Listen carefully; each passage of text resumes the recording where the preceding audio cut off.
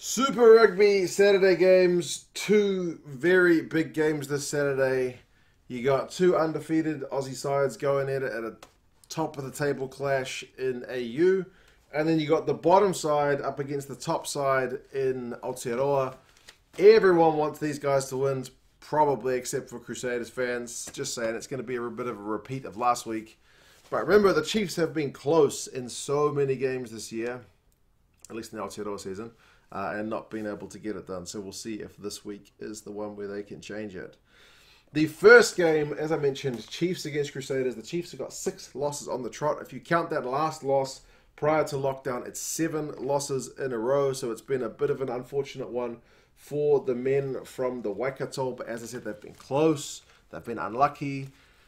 Sometimes you need to make your own luck, man. Like you can't blame bad luck, but you also can't argue that they've had a tough season, man. They've got a fair few losing bonus points because they just get almost there, but not quite. Last week's game against the Blues, prime example. The Crusaders, 4 wins in a row. It looked like they were going to sweep the competition clear, but they finally got beaten, and at home.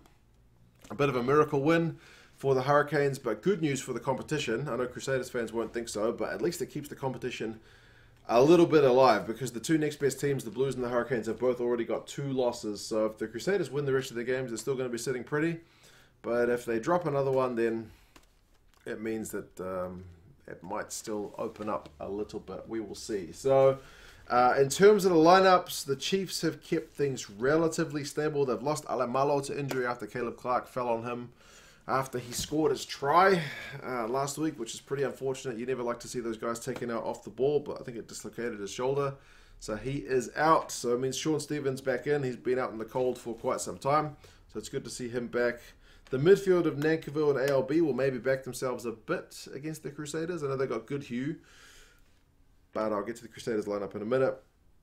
Wainui, DMAC I mentioned I think already. Cruden is in his 100th game for the Chiefs, so a very big game for him. He'll want to celebrate that occasion with a win. Brad Weber's inside him. Soakula Kane and Boshier's the back row, kind of same.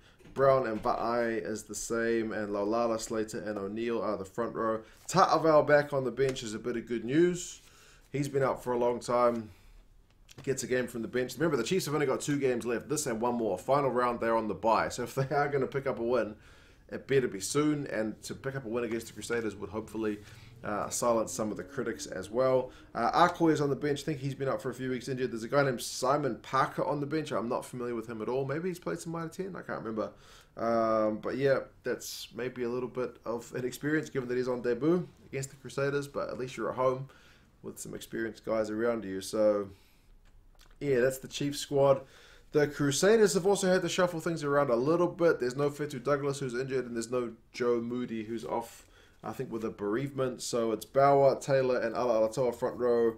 Whitelock, and I mentioned Cruden's on his 100th.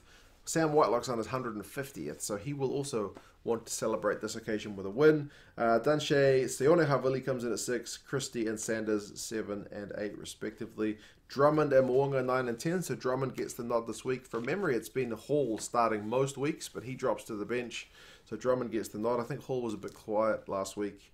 Goodhue and Paya are the midfielders. Like I mentioned, Paya might be the guy that the Chiefs want to target, but you got to get through Goodhue first, and yeah, Goodhue's probably a good guy to have inside you if you're a young centre.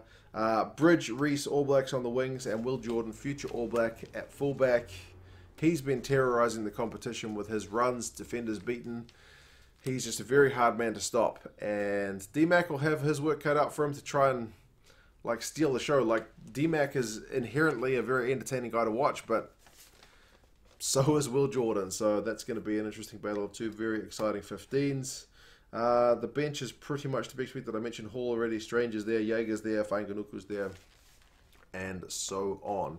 So, as I mentioned, these guys have lost 6 games. When they played down in Christchurch, it was 18-13 to the Crusaders, so it was a close game. The Chiefs weren't getting a hiding. It wasn't a 20-point win. It was 18 points to 13, so a close game. But on another one of those ones that the Chiefs couldn't get done. They aren't predicted to get this one done. The bookies have the Crusaders by 8 and Rugby Forecast algorithm has the Crusaders, as my paper's folded over a little bit, by 2. So either way, they're predicting this game to be around about a try or a penalty between the sides. The Aotearoa games have been relatively close. And as I said, I think a lot of neutrals will be getting behind the Chiefs. It will be fascinating to see what kind of crowd gets out to support this team. Last home game and 100th game for Aaron Cruden. I think they've done a deal where you can get like $10 seats if you buy 4 or 3. So they should be really trying to get the bums on the seats. It may have been a pretty rotten season, but it would be nice to go out with your final home game with a victory over the defending champs, as they did before lockdown. So, yeah, it should be a really, really good game. Lots to like about that one.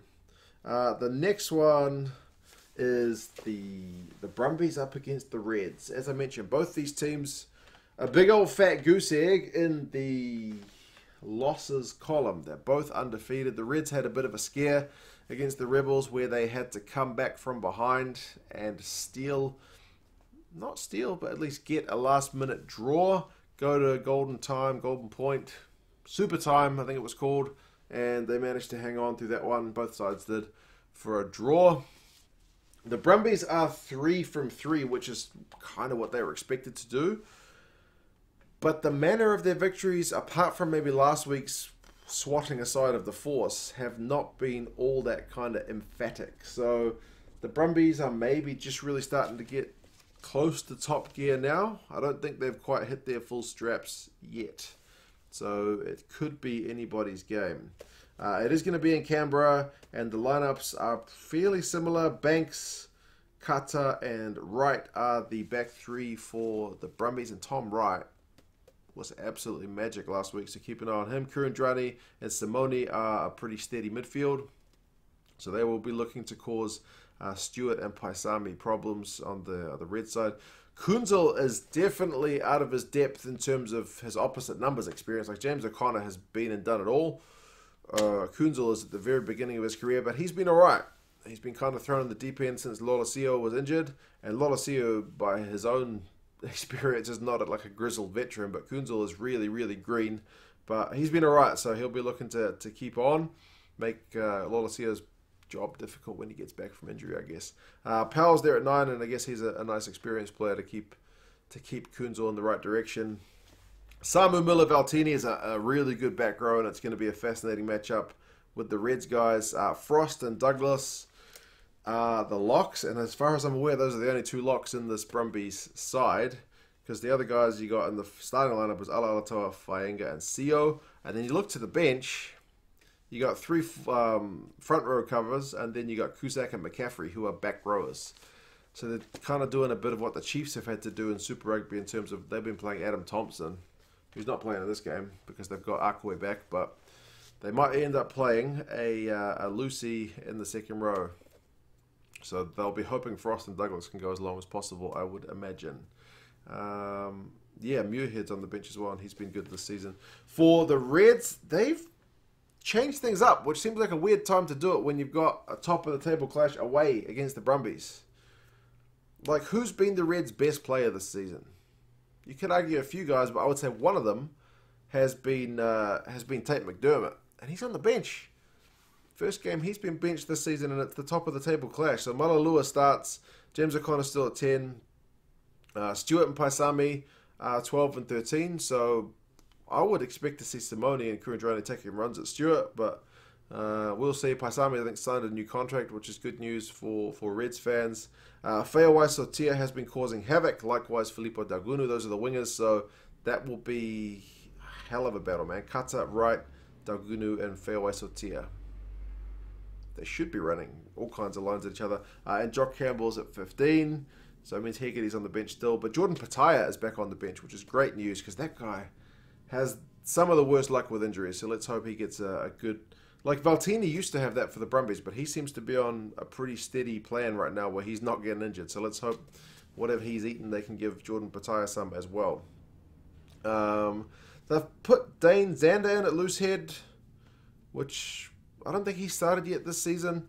Paengamosa, Taniela Tupou, Angus Blythe, Salakai Loto, Scott Young, Wright, and Wilson round out the rest of the forwards. As I mentioned, Scott Young, Wright, and Wilson up against Baltini, Miller, and Samu should be also very, very excellent watching. But yeah, they've got a name, is it Ryan Smith on the bench as well? So he's another guy who could make his debut if he comes on. But yeah, it's just a bit weird that the Reds seem to be shuffling things around a bit when they've got a big top of the table clash. But I'm sure Brad Thorne knows what he's doing. It's certainly a lot more than what I know. So we'll take his word for it. The Brumbies are expected to get the win by both the bookies and Rugby Forecast algorithm. The bookies say 6 and the algorithm says 8. So around about 1 converted try for the Brumbies to get the win at home in this one. But yeah, as I mentioned, these should be really good games. We've only got 3 rounds of Aotearoa to go. We've still got a bit more of AU, but this concludes kind of the first half of AU because these are the only 2 teams which haven't met each other. So from the next round of AU, you'll see teams meeting each other for the second time in the build up to the end of the comp. So yeah, really should be very good games this weekend. If you haven't figured out how to watch it, I'll show you one last time how to do it with a VPN. Otherwise, yeah, you guys let me know your thoughts on these ones. How do you think they're going to go? You back in the Chiefs and the Reds to get upsets, or are you back in the Crusaders and the Brumbies to keep on marching towards a potential title? You guys let me know your thoughts, and I'll talk to you again soon. See you later. So guys, if you are looking to watch Super Rugby Aotearoa or Super Rugby AU from here on out, here's the way you get it done. You go to espn.com/ESPN+. If you're outside the United States, you will get this message, which is a page error. However, if you use a VPN, like the one I'm using here, I use ExpressVPN. There's a link for that down in the description. 30-day money-back guarantee, 3 months free if you sign up for a year. It's a pretty good deal. It's the one I've been using for years. Use ExpressVPN or a VPN, basically, and connect to one of your servers in the States. I've been using Seattle recently. I previously used Hollywood and New Jersey and all that kind of good stuff. So once you're on the VPN, just refresh the page, go to the same site, and then instead of getting the error message, you will be able to get to ESPN+.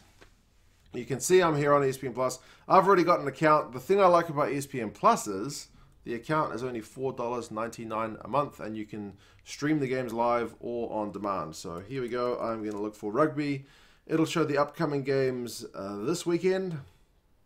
Force, Rebels, Chiefs, Crusaders, and it's got the on-demand games from last week, such as Blues, Chiefs, Force, Brumbies, and whatnot. So yeah, guys, it's pretty much that straightforward to jump on and watch the games. So yeah, they should be cracking games this weekend, guys.